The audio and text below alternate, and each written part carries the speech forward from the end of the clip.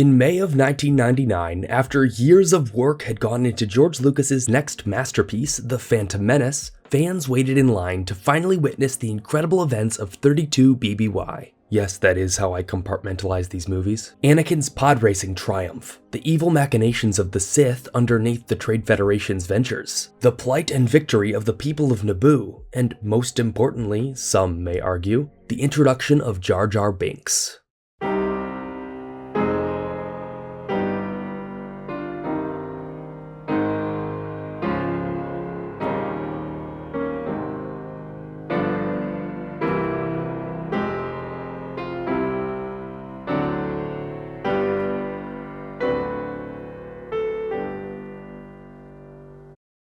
Meeting our heroes only 11 minutes into the film, Jar Jar is a silly, comic relief character who speaks in a dialect that feels vaguely racist, but is also just sometimes really hard to understand. And according to George Lucas, Jar Jar is the key to all of this. Jar Jar is the key to all this. If we get Jar Jar working. And we can see that in the film too, as he leads the Gungan army against the Federation during the final battle and takes out a disproportionate amount of battle droids too. And after the release of The Phantom Menace, everyone loved Jar Jar and immediately became... You know I'm kidding. You know what happened. The reason why I almost ended my life on the Brooklyn Bridge was because 20 years ago, I played Jar Jar Binks in Star Wars. I faced a media backlash that really made me feel like my life was over. People hated Jar Jar. And as the gravity of that last clip communicates, this isn't really a laughing matter when it comes to the way it affected Ahmed Best, Jar Jar's actor's life. But while that's very much worth talking about, that's not what this video is about. This video is about how that hate and the community around it affected Star Wars stories and in-universe media and art. As Jar Jar is a member of the Gungan species, much of this Gungan abuse, as I call it, that we see across the expanded universe happens to random members of the species, like the Gungan screaming in Carbonite in The Force Unleashed, Lego killing Jar Jar.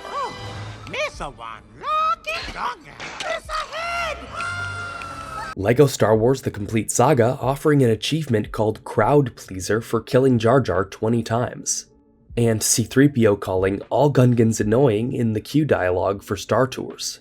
As far as high-profile examples go, one of the more innocent ones that we see is the massacre of the Gungans seen in the Naboo arc of the Republic comics. In it, a bioweapon known as swamp gas was used to kill the entire Gungan population on Omadun, a moon of Naboo. While Anakin and Obi-Wan are on a mission there, they're challenged by Ventress and Dirge, and yes, the dead Gungans are brought back to life as a dark side zombie army. In what was actually a really solid and well-written story, with some fantastic art to boot. And this is a good starting point because it feels tame when you look at it from a big picture standpoint, but there is a somewhat suspicious amount of Gungan death and murder here, to the point where it almost feels like it was feeding the Jar Jar hate. I mean, both the good guys and bad guys get a chance here to kill Gungans, but this is all done while still managing to tell a good story, so it doesn't stand out as much. And speaking of death, one of the most famous instances of Gungan abuse is the Star Wars Tales story, Jar Jar Binks, the tragic story of Jar Jar's father. This nautical maritime tale was explicitly not canon to Legends, but featured, as I just said, Jar Jar's father, a sailor in Naboo's southernmost seas. While hunting a large beast, the likes of which you'd see on an old map, Jar Jar Binks harpoons the creature and tells his son to hold the ship's wheel. Jar Jar, being like he is, simply laughs and makes silly noises as the beast rams into the boat, getting caught in the rigging. Jar Jar could have saved the ship, but gets caught on the wheel, causing them to be shipwrecked on a small island. The Gungans survive there for a month, and one day Jar Jar is fishing for lobsters, and his father is absolutely tired of his antics. George is scolded by another Gungan, but he explains that Jar Jar is an imbecile and a failure to the family's legacy. Jar Jar later volunteers to swim back to safety, and realizing that this would inevitably lead to his son's death, George is all for it. But the other Gungan stops this.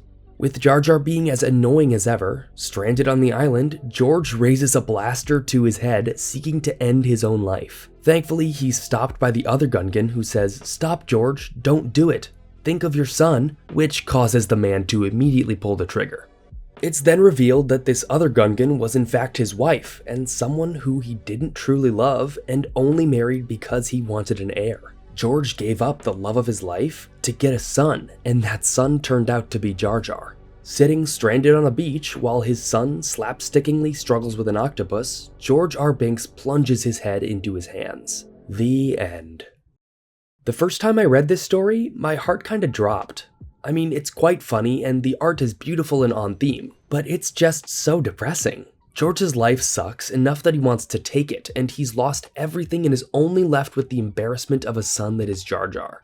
I understand that this is a comedy and wasn't written to be interpreted as seriously as I'm interpreting it, but it still just feels kinda raw, especially looking back at it over 20 years later, and knowing what we know now about Ahmed Best, and his struggles, sadly, with similar thoughts.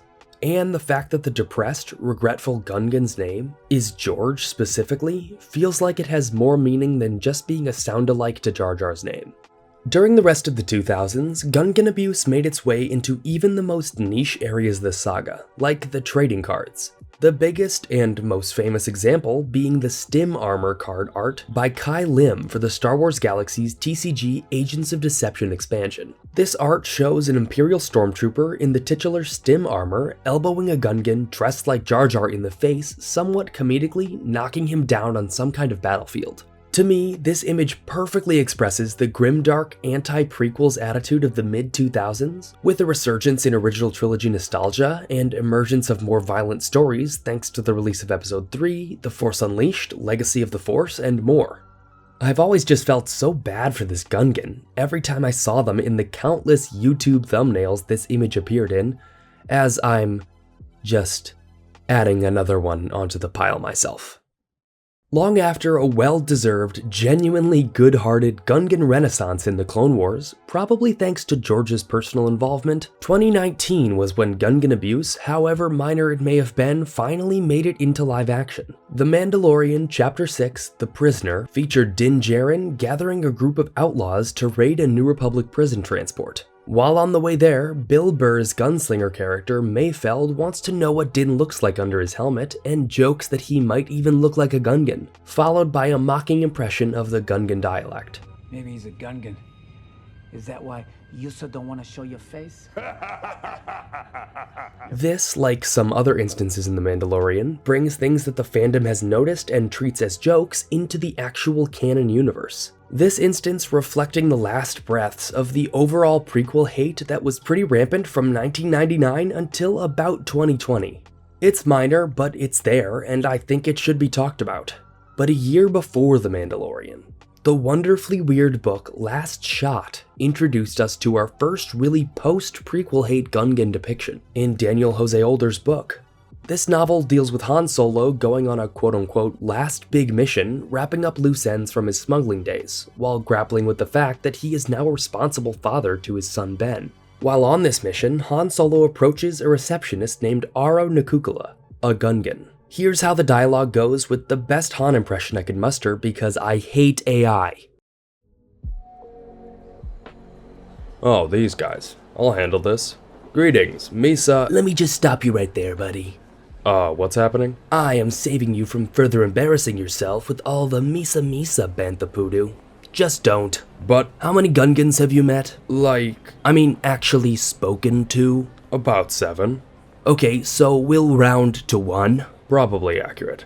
And based on that one interaction with one Gungan plus whatever nonsense you've heard about us in the galaxy, which, let's be honest, is mostly garbage, you feel that you have a real grasp on who the Gungans are as a species? No, Exactly. And yet you're ready to walk up to a random Gungan you've never met and start in with the Misas? Bro, save it. Trust me. I thought... You thought, and that's where you messed up. You thought, but did you ask? This little discussion that I find frankly hilarious reveals that the kind of Gungan stereotypes that Mayfeld expressed in the previous example are pretty widespread. But this story, in proper DJO fashion, deconstructs the entire idea by confronting an off-world Gungan with these assumptions.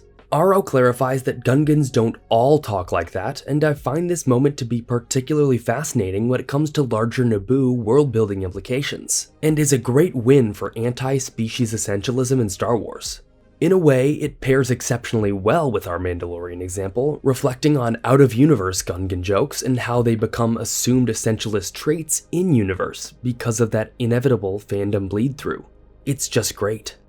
But our final example is a contentious one, and it's from, again, 1 year earlier, in 2017. Star Wars Aftermath: Empire's End by Chuck Wendig. This trilogy's entire main plot is intercut with these really cool chapter-long short stories called interludes, showing the state of the galaxy during the tumultuous year leading up to the Battle of Jakku. And this final novel features one from Feed, Naboo. The story takes us to the fancy city's streets, where an orphanage is in operation for children whose planets have been ravaged or even abandoned by the Empire. And most of the kids there are adopted at some point, not staying there for very long. But not Mappo. Mappo is a war orphan, and half of his body is incredibly damaged and covered in scar tissue, including his face. He's missing an ear and half of his hair, and his arm on that side is mostly limp. Because of this, sadly, he's never been adopted, and mostly just hangs out at a fountain. But one day, a tall figure is at the fountain too, and Mappo is urged to talk to him. He walks around the fountain, and the figure is revealed to be a Gungan. Not looking to adopt, more interested in eating a fish from the fountain with his crazy tongue. He greets Mappo, and they sit in silence for a second. Mappo knows this Gungan, actually. The orphans all know him, and they call him the Clown, as he makes them laugh every day by juggling, doing tricks, and falling over and shaking his head, and even splashing around in the fountain, always laughing along as the kids laughed. The kids are quoted as saying, "Bring the clown, we want to see the clown.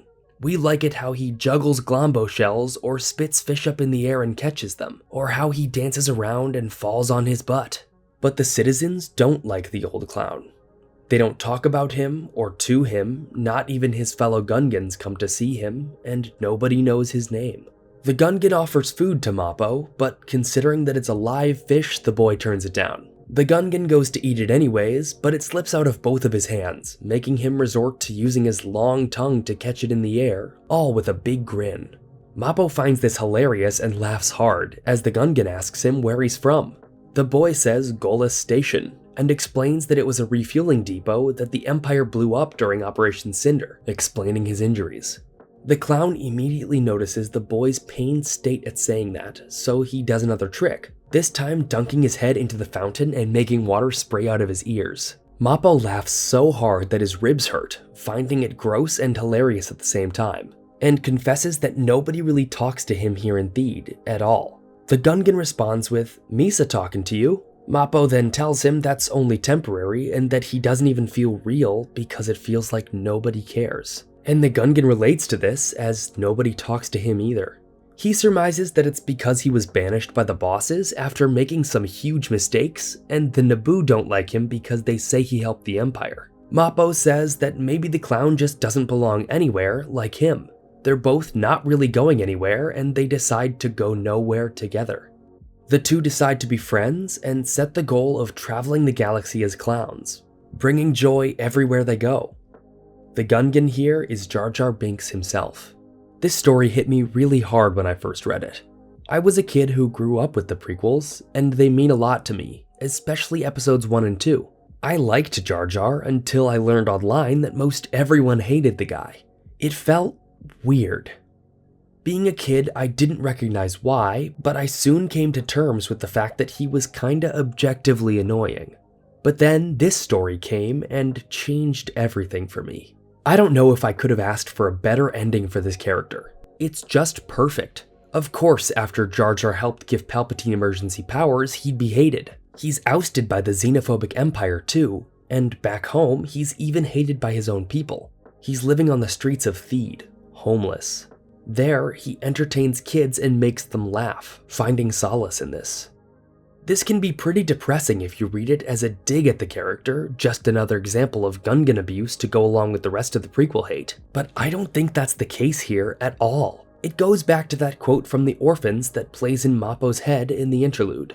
"Bring the clown, we want to see the clown. We like it how he juggles glombo shells or spits fish up in the air and catches them, or how he dances around and falls on his butt." This isn't just anyone saying this, these are displaced kids. Fictional kids, but kids that have had their homes and families torn away from them. Kids who are on the streets. And Jar Jar spends every day making them laugh. His antics are being put to what's likely the best use possible, bringing joy to kids who need it most, putting a smile on Mappo's scarred face. It's beautiful, but it goes even further metatextually. This chapter speaks about how the Gungans, the Naboo, and pretty much everyone hates Jar Jar. But there's one term that lets this narrative slip pretty clearly into the realm of meta-commentary, and that's adults. After the "bring the clown" quote comes these lines. That's what the kids say. The adults, though, they don't say much about him or to him. This is what happened when The Phantom Menace was released, and what I experienced in the Star Wars fandom as a kid. When you're a kid who likes the prequels, it seems like all adults just hate Jar Jar. And to an extent, they kinda did. But this book shows that through that, Jar Jar is still a force for good. This story, this wonderful epilogue to our favorite Gungan's impactful and storied life, says that the out-of-universe intended value of Jar Jar was absolutely achieved in-universe as well as it was out of it. This story reaches out to this hated character and says, no, you did well. You did your job and brought smiles to kids. Because that's what Star Wars is about. These movies are for kids, and I'm not saying that to dismiss any kind of criticism. I'm saying that to say that this story understands that it doesn't matter what adults thought of Jar Jar if he brought a smile to even a single child's face. That's truly the most important thing. More than Jar Jar being a grand general, a senator, or anything else, his greatest triumph, the place he truly belongs, is with the lowly, bringing joy and happiness to those who've had it taken away by the cruelty of the galaxy. To me, this story will always be the perfect final chapter in Jar Jar's life. A character whose entire being was conceived of as a vehicle for both VFX experimentation and silent film slapstick homages is turned into a hero for war orphans. Doing what Jar Jar was always meant to do and always did well, which was making kids smile. You must have Jedi reflexes if you race boss. Don't do that again. I got it. I got it. I won't do it again.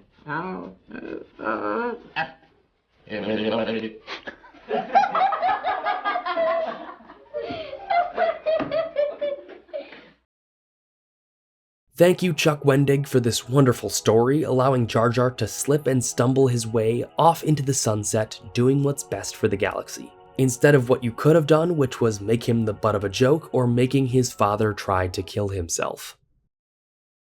In the modern era of Star Wars since, there has been a lot of out-of-universe Jar Jar love, particularly for Ahmed Best. This has been delightful to see, to say the least, and has even resulted in the return of Jedi Kelleran Beck. This was Ahmed Best's character from the Jedi Temple Challenge children's game show, and he appeared once more in The Mandalorian as the savior of Grogu.